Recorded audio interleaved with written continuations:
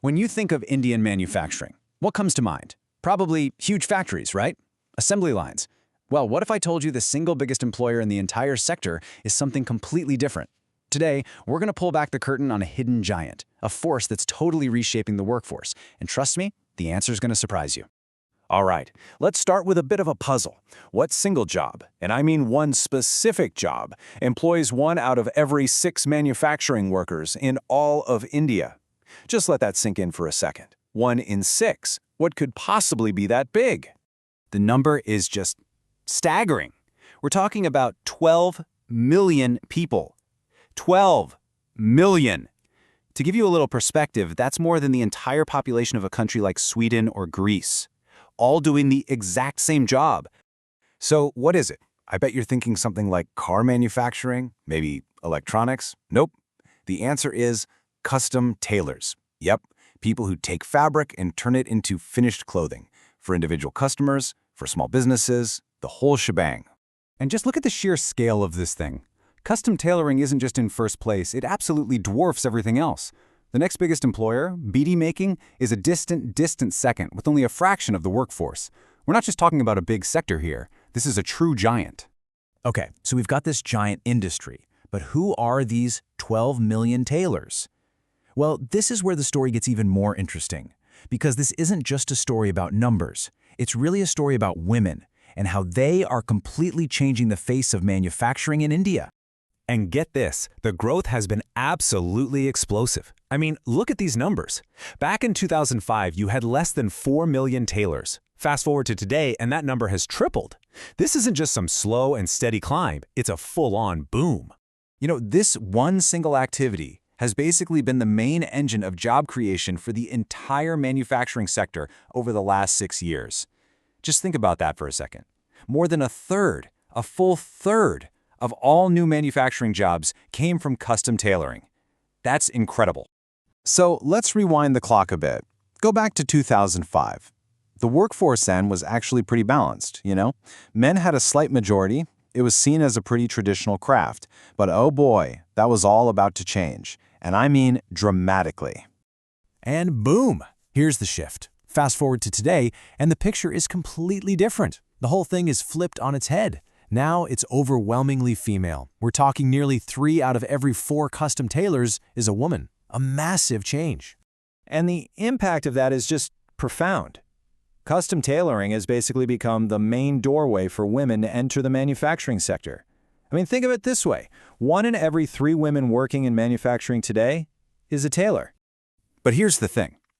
It's not all one homogeneous story.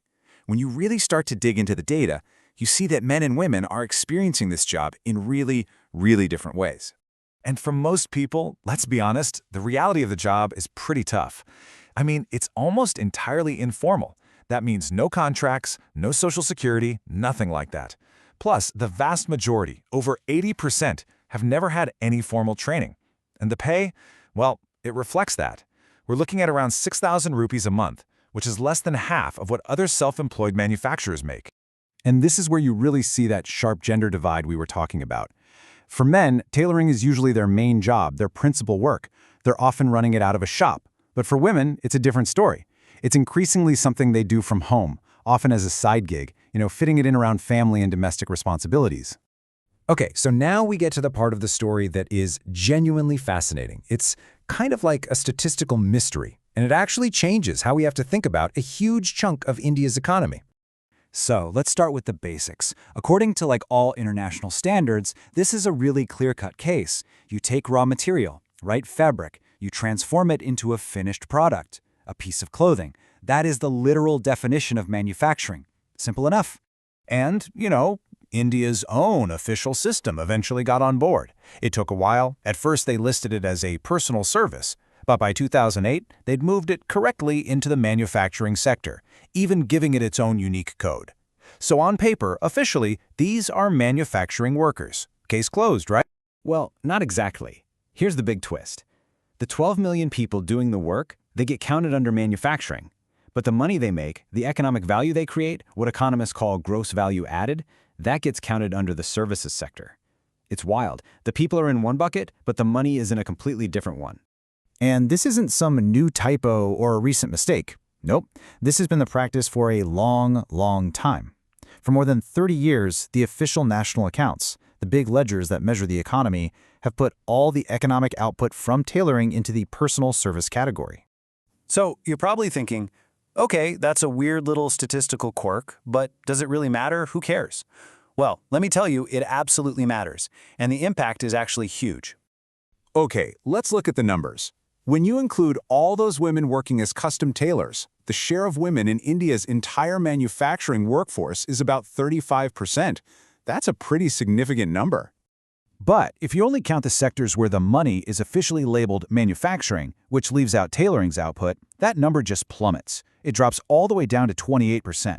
Just because of this one little classification decision, women's contribution to manufacturing looks way, way smaller than it really is. All right, so let's just pull this all together. What are the big takeaways here? First, you've got this massive workforce of 12 million people whose job is literally split down the middle by statisticians. Second, this one job is the #1 driver of women's employment in manufacturing. And third, all the money it generates is totally invisible to the manufacturing sector's official output. It just doesn't show up. And all of this leaves us with one last really important question to think about. It just goes to show how a simple statistical choice can completely hide a massive economic story. So if we're not getting the story right on the single biggest source of female manufacturing employment, well, it makes you wonder, what else are we missing? What other huge stories about our economy are buried deep inside the data?